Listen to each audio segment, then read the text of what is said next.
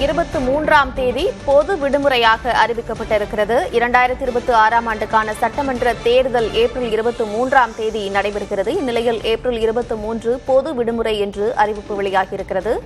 அண்மை செய்தியை பார்க்கிறோம். தமிழ்நாட்டில் சட்டமன்ற தேர்தல் நடைபெறும் ஏப்ரல் 23ஆம் தேதி பொது விடுமுறை என்ற அறிவிப்பு வெளியாகியிருக்கிறது.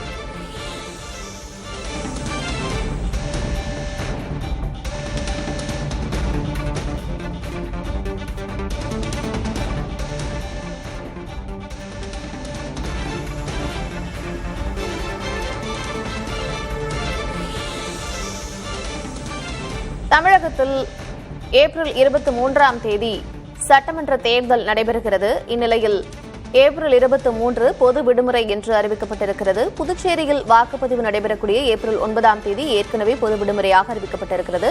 இந்நிலையில் ஏப்ரல் 23ஆம் தேதியும் பொது விடுமுறை என்ற அறிவிப்பு வெளியாகியிருக்கிறது.